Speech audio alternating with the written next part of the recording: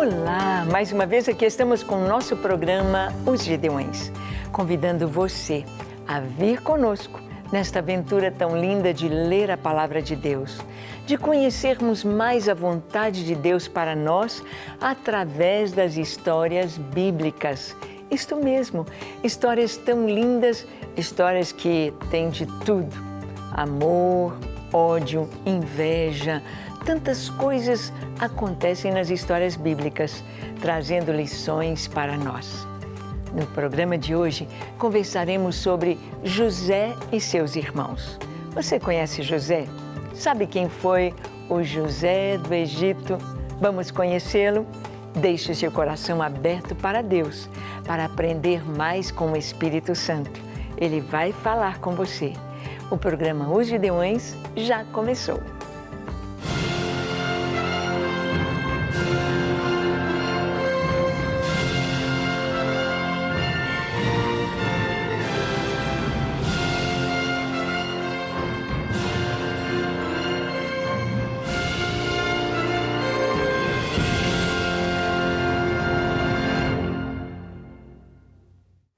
Muito bem, nós sabemos que Deus nos fala de muitas maneiras.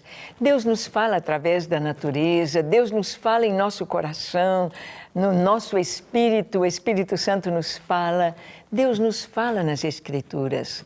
Nas Escrituras, na Bíblia Sagrada, Deus nos fala nos Salmos, em Provérbios, nos profetas, mas Deus nos fala também nas histórias, através das histórias bíblicas. E nós sabemos como são importantes as histórias para trazerem as lições de moral, as lições que precisamos receber, o que nós precisamos aprender com os erros e os acertos do passado. Deus nos fala nas histórias. Por isso, vamos à história de José. Vamos ver aqui José e seus irmãos em Gênesis capítulo 37, dos versículos 1 ao 4. Nós lemos assim: Habitou Jacó na terra das peregrinações de seu pai, na terra de Canaã. Esta é a história de Jacó. Tendo José 17 anos, apacentava os rebanhos com seus irmãos. Sendo ainda jovem, acompanhava os filhos de Bila e os filhos de Zilpa, mulheres de seu pai, e trazia más notícias deles a seu pai. Ora, Israel amava mais a José do que a todos os seus filhos, porque era filho da sua velhice, e fez-lhe uma túnica talar de mangas compridas. Vendo, pois, seus irmãos, que o pai o amava mais do que a todos os outros filhos, odiaram-no e já não lhe podiam falar pacificamente. Bem, nos primeiros versículos aqui nós vamos ver que habitou Jacó nas terras da peregrinação de seus pais.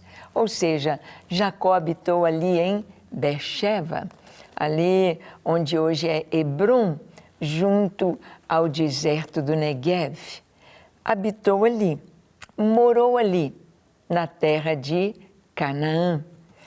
E o versículo termina dizendo: esta é a história de Jacó.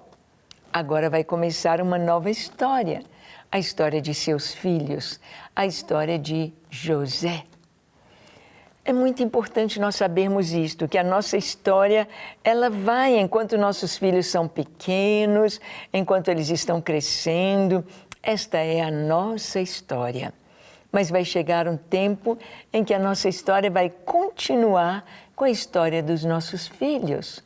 Quando eles crescem, eles se casam, eles têm seus filhos, eles têm sua independência, a história da família vai continuar. Jacó, então, ele passa por muitas aventuras, por muita coisa que acontece na vida dele, desde que ele saiu de Beer-sheva até Padã-Arã, lá ele se casou, ele volta com 4 mulheres e 12 filhos e uma filha. A sua esposa amada, Raquel, morre em Efrata, ali onde hoje é Belém, ela morre ali, nasce o caçulinha Benjamim, e aqui então começa a história dos seus filhos se tornando jovens e adultos. Esta é a história de Jacó. E agora ele diz: tendo José 17 anos, era um adolescente. José, assim como seus irmãos, era pastor de ovelhas. E nós vamos ver que todos os patriarcas foram pastores de ovelhas. Sabiam negociar? Sim. Sabiam comprar e vender? Sim. Sabiam fazer artesanatos, coisas? Provavelmente sim. Mas a profissão deles, o trabalho deles era o pastoreio de ovelhas. Cuidavam de ovelhas. E aqui diz que José tinha 17 anos. E ele era dos mais novos, o caçulinha, irmão dele, Benjamim. José, então, acompanhava seus irmãos no pastoreio. Jacó enviava José para aprender o seu trabalho.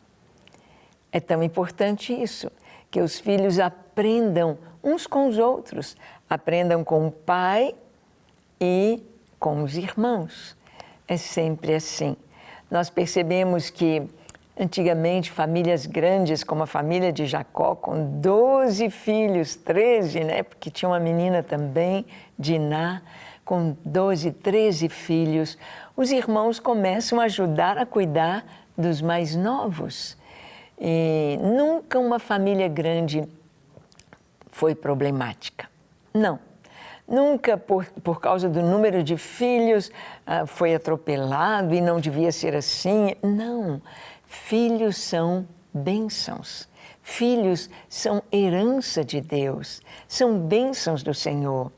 Nós estamos vivendo em um tempo em que trabalharam na cabeça do povo de Deus e da geração passada de que ninguém podia ter muitos filhos. E hoje as pessoas continuam pensando nisso e até mesmo nem em ter filhos. Preferem ter um cachorro, um gato, cuidar de animais em casa do que ter família, do que ter filhos, do que ter uma descendência, do que ensinar a filhos, que é algo tão precioso, algo tão divino. José, então, ele acompanhava seus irmãos, mas ele via as coisas erradas e contava para o pai. E essa atitude de José trouxe uma ira, uma raiva de seus irmãos. Ele já era o filho queridinho do papai e agora ele contava as coisas erradas que os irmãos faziam, aí mais ainda ficavam com raiva. Nós sabemos que há problemas na família? Porque nós estamos aprendendo a viver e conviver uns com os outros. Estamos aprendendo a viver com as dificuldades, com as falhas de caráter, com as maravilhas de cada um, os seus dons, os seus talentos e também com as falhas de cada um. Então, na família que as coisas vão ser resolvidas. Por isso, a Bíblia nos diz aqui que Jacó, ou Israel, amava mais a José do que a todos os seus filhos. Era o filho da sua amada Raquel. Raquel tinha ido embora, faleceu, então ele se apega mais a José e a Benjamim do que aos seus outros filhos. E ele faz então uma túnica para José, uma túnica que o distinguia de seus irmãos, que colocava José como príncipe, destacado. É muito importante que, como pais, a gente evite a preferência de filhos para não causar inveja e ódio. Aqui a Escritura diz que os irmãos, vendo que o pai o amava mais do que os outros, tinham ódio de José. Ódio por causa da preferência de filhos. Tenha cuidado, ame, demonstre amor e se seu filho está se sentindo rejeitado, abrace-o. Busque saber qual é a linguagem de amor dele. Busque alcançar o seu coração para que haja amor entre os irmãos, para que haja o fluir da bênção de Deus na família. Amém? E você, já se sente como filho de Deus? Tem certeza de que o seu nome está escrito lá no livro da vida? Tem sentido o amor de Deus por você? Que tal orarmos agora? Vamos fazer isso? Feche os seus olhos, curve a sua fronte, se for possível, se ajoelhe. Ore comigo, dizendo assim: Senhor, eis-me aqui em Tua presença. Eu abro o meu coração para Ti e busco a Tua face. Te peço perdão pelos meus pecados. Perdoa-me, lava-me, limpa-me, transforma-me. Dá-me um coração puro e temente a Ti. Eu me entrego a Ti para ser totalmente Teu todos os dias da minha vida. Recebe-me, Senhor, e ajuda-me a ser uma bênção, a amar, a revelar o Teu amor às pessoas, a anunciar o Teu amor e ser fiel a Ti. Recebe-me com tudo que tenho, com tudo que sou Teu, hoje e para sempre. Amém, amém e amém. Graças a Deus. É bom orar, é bom ter essa certeza de que Deus é o nosso Deus, é o nosso Pai. E de que Ele nos recebe e de que Ele nos ama. E vamos levar esta mensagem para outros e outros enquanto vivermos.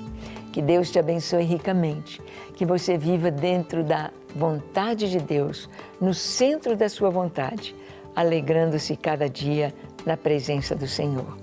Acesse o nosso site, conheça o Ministério Gideões e caminhe com o Senhor enquanto você viver.